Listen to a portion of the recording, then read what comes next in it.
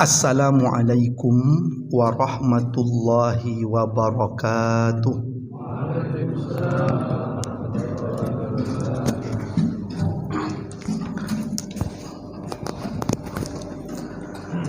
Alhamdulillah wassalatu wassalamu ala Rasulillah Nabiyyina Muhammad ibn Abdillah wa ala alihi wa sahbihi wa mawalah. La hawla wa la quwwata illa billah. Ashhadu an la ilaha illallah wa ashhadu anna Muhammadar Rasulullah. Amma ba'du. Qala Allah Ta'ala a'udzu billahi minasy syaithanir rajim. Bismillahirrahmanirrahim. Ya ayyuhalladzina amanu taqullaha haqqa tuqatih wa la tamutunna illa wa antum muslimun. Wa qala an-nabiyyu sallallahu alaihi wasallam man shoma ramadhana imanan wa ihtisaban ghufira lahu ma taqaddama min dzambi. Hadirin hadirat rahimakumullah. Alhamdulillah, segala puji kita panjatkan kehadirat Allah Subhanahu wa ta'ala atas segala limpahan nikmatnya kepada kita semuanya. Salawat salam semoga senantiasa terlimpah curahkan kepada Nabi Muhammad sallallahu alaihi wasallam. Alhamdulillah, kita bertemu kembali dalam suasana bulan Ramadan yang istimewa. Mudah-mudahan Allah menerima segala amal ibadah kita di bulan Ramadan ini. Amin Allahumma amin. Bapak Ibu sekalian rahimakumullah, alhamdulillah Ramadan ini cuacanya sejuk-sejuk, bahkan mungkin beberapa hari sebelumnya sempat hujan yang agak deras-deras. Ada yang nanya ke saya, Pak Ustadz, kalau Ramadan pas hujan-hujan begini, katanya, saya perjalanan dari Sidoarjo ke Surabaya. Hujannya deras sekali. Naik sepeda motor. Karena itu helm saya buka, Ustadz. Nah, kalau ditutup tidak kelihatan depan. Jadi saya buka helm. Akhirnya air mengenai wajah sepanjang perjalanan. Apa batal puasa saya, Ustadz, katanya. Saya jawab, kalau hanya helm yang dibuka walaupun kena air tak batal, Pak. Kecuali sambil helm dibuka, mulut juga dibuka, Pak. Lagi kalau dibuka sekitar 3 cm, lalu masuk disesep sedikit-sedikit, nah itu batal baru. Nanti lupa doa hujan. Tidak lagi Allahumma shayyiban nafi'ah, tapi Allahumma laka sumtu wa bika amantu wa ala rizqika aftartu. Alhamdulillah, ibu-ibu, bapak-bapak semangat-semangat. Tadi saya karena lama tak ke sini, Pak, kebablas. Ternyata saya, nanti belok kirinya di sana sajalah. Akhirnya belok kiri, ternyata masuk ke duren-duren, Pak, di depan. Ternyata, kebablas ternyata. Alhamdulillah. Bapak Ibu sekalian rahimakumullah, Ramadan itu diantara hikmahnya adalah memperkuat persaudaraan satu dengan yang lain. Itu diantara hikmahnya. Kita tahu, Pak, saat Ramadan kita diminta berlapar-lapar untuk ikut berempati. Tahu rasanya orang yang kelaparan. Orang kaya kalau tak ada kewajiban Ramadan mungkin dia tak pernah merasa lapar. Setelah dia ikut tahu rasanya lapar, dia diminta berbagi saat berbuka puasa. Man fattara sha'iman kana lahu mithlu ajrihi ghayra annahu la yanqusu min ajri shaimi syai'an. Siapa yang memberi buka puasa, maka dia akan mendapatkan pahala seperti orang yang diberi buka puasa tanpa mengurangi pahala orang yang diberi buka puasa itu. Padahal kita tak tahu, Pak, siapa itu yang kita beri itu. Di situ disebutkan hanya memberi buka puasa saja. Taruh di masjid kita tak tahu siapa yang makan.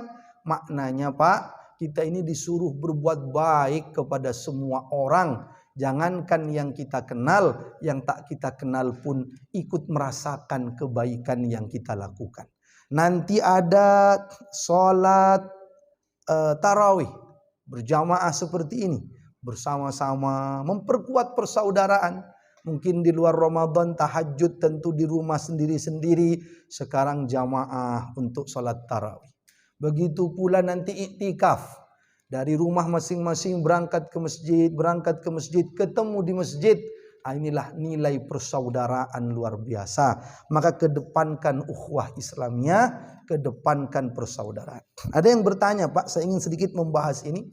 Ustadz, tapi kita mengawali Ramadannya sudah berbeda. Ini bagaimana Ustadz? Kadang-kadang memperuncing perbedaan-perbedaan. Tak perlu diperuncing, Pak. Ini sudah dari tahun ke tahun, bahkan dari dulu zaman para ulama juga sudah ada perdebatan tentang masalah bagaimana mengawali bulan dalam kalender Qamariyah kita. Itu sudah ada perdebatan. Sudah pernah kita bahas, yang satu pakai hisab murni wujudul hilal, yang satu pakai imkanur ru'yat. Dia menghisab juga, menghitung juga, tapi harus syaratnya tidak hanya hilal di atas ufuk, tetapi ketinggian hilal juga harus minimal 3 derajat. Nah, baru diakui. Kalau di bawah 3 derajat belum diakui. Nah, inilah perbedaannya.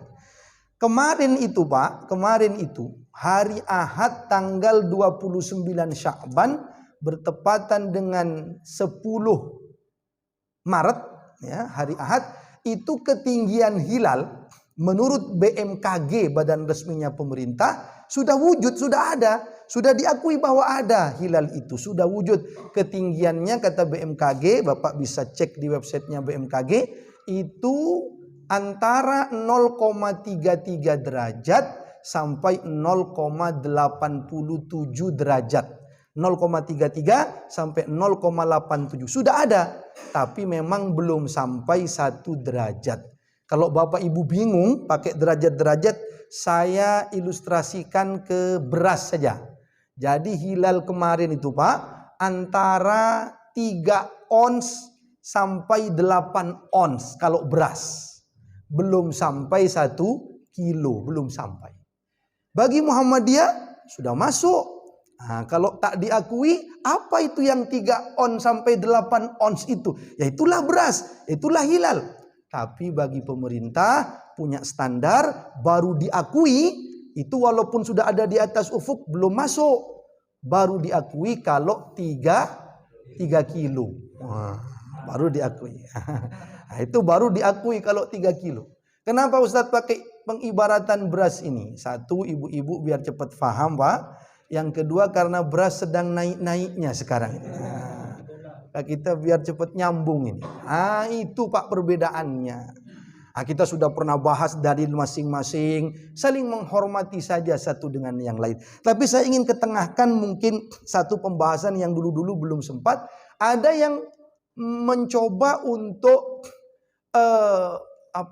menyampaikan bahwa katanya dalam hadis itu, riwayat Imam Bukhari dan Muslim misalkan, itu Nabi mengatakan bahwa yang paling utama itu adalah bisa dilihatnya hilal, bukan ada tidaknya hilal. Nabi bersabda, "Fa in ghubiya 'alaikum fa akmilu iddata Sya'ban 30."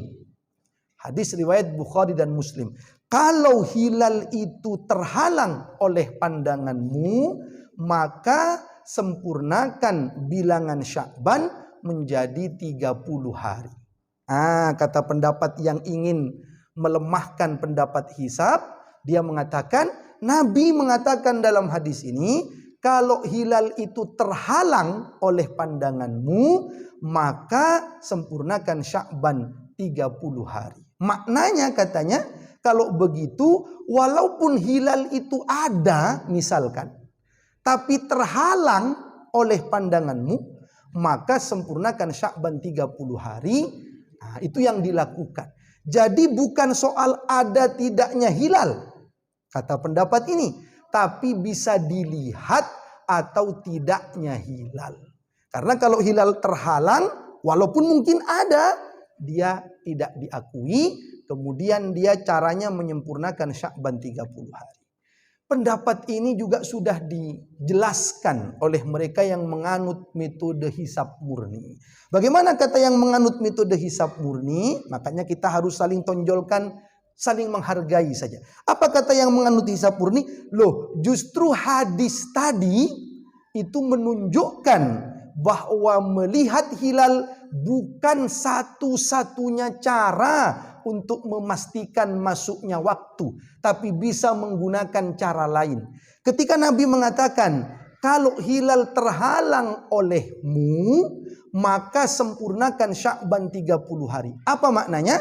Ternyata kalau hilal itu tak bisa kita lihat, maka bisa menggunakan cara lain.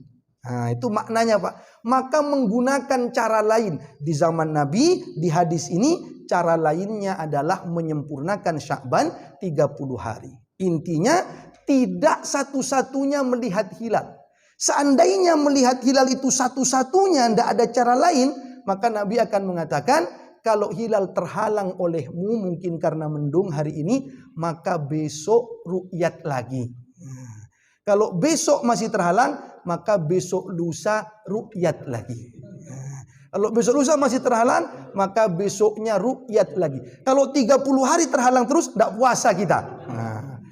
Maka hadis ini justru menunjukkan bahwa melihat hilal itu bukan satu-satunya cara. Kalau hilal terhalang olehmu, pakai cara lain. Begitu pemahaman terhadap hadis ini. Cara lainnya apa? Dalam hadis ini menyebut sempurnakan Sya'ban 30 hari. Apa yang bisa kita fahami? Pakailah cara lain yang bisa memastikan, menentukan masuknya waktu. Dulu caranya dengan menyempurnakan Sya'ban 30 hari. Kenapa? Karena cara itulah yang memastikan besoknya tanggal 1. Sebab Sya'ban tak boleh 31 hari. Tidak ada. Maksimal 30 saja. Jadi ambillah cara yang bisa memastikan masuknya waktu. Apakah hanya dengan menyempurnakan Sya'ban? Oh tidak. Bisa dengan cara hisab. Mana dalilnya? Mirip dengan ini. Bukhari dan Muslim juga. Nabi mengatakan, fa in ghumma alaikum faqdurulah. Apabila hilal itu terhalang olehmu, maka tentukanlah, maka perkirakanlah. Dalam hadis kedua ini Nabi tidak mengatakan maka sempurnakan Sya'ban 30 hari. Tidak dalam hadis ini.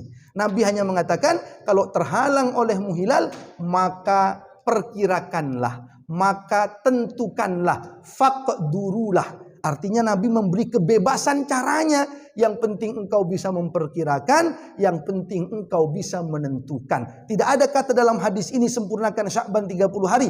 Dalam hadis lain iya, tapi dalam hadis ini Nabi mengatakan perkirakan saja, tentukan saja. Maknanya kalau kau tak bisa hisab, pakai sempurnakan Sya'ban 30 hari. Kalau kau bisa dengan cara lain lagi, maka perkirakan, tentukan caranya sesuai dengan kemampuanmu. Ini sesuai dengan firman Allah dalam surat Yunus ayat yang kelima. Allah berfirman, A'udzubillahi minasyaitonirrajim, bismillahirrahmanirrahim. Huwallazi ja'ala syamsa diya'an wal qamara nura wa qaddarahu manazila lita'lamu adadas sinina wal hisab. Kata Allah, Allah yang menjadikan matahari itu bersinar, bulan itu bercahaya, dan Allah menentukan, wa qaddarahu, Allah menentukan letak-letaknya agar kamu tahu bilangan tahun dan ilmu hisab. Dalam ayat ini, wa qaddarahu, Allah menentukan letak-letaknya. Dalam hadis tadi, faqdurulah, tentukanlah. Tapi dalam ayat ini, wa qaddarahu manazila li ta'lamu adadas sinina wal hisab. Allah menentukan letak-letaknya agar kau tahu ilmu hisab. Maka makna faqdurulah bisa diartikan caranya salah satunya adalah dengan ilmu hisab. Begitulah para ulama dalam mengkaji persoalan ini, maka harus saling menghargai satu dengan yang lainnya. Oh, ini tidak taat pemerintah. Oh, enggak. Pemerintah sendiri mempersilahkan kalau ada yang berbeda. Menteri Agama kita mempersilahkan kalau ada yang berbeda. Bahkan saya ingat Pak, tahun lalu Profesor Mahfud MD, mantan Menko Polhukam, mengatakan kalau ada yang mau pakai halamannya kantor-kantor pemerintah untuk Idul Fitri, izinkan walaupun Idul Fitrinya beda dengan pemerintah. Jadi tidak ada istilah tidak taat pemerintah, karena juga dijamin oleh pemerintah pasal 29 ayat kedua Undang-Undang Dasar kita, negara menjamin kemerdekaan tiap-tiap penduduk untuk menjalankan memeluk agamanya dan beribadat sesuai dengan agama dan keyakinannya masing-masing. Maka dijamin. Ustadz, kok yang diingat Mahfud MD, Prof Mahfud MD?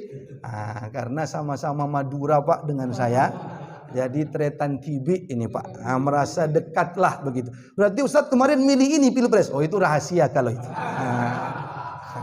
Jadi Pak, intinya ini pemerintah mempersilahkan, jadi jangan terlalulah mengatakan tak taat. Oh, itu memperuncing masalah, itu memprovokasi, naudzubillah, karena pemerintah sendiri mempersilahkan kita untuk bisa memilih keyakinan masing-masing. Dan Pak, informasi terakhir, Idul Fitri tahun ini insya Allah bersama-sama, karena ketinggian hilalnya sudah 6,4 derajat. Kata BRIN ini Pak, 6,4 derajat. Saya ngambil data dari pemerintah sendiri.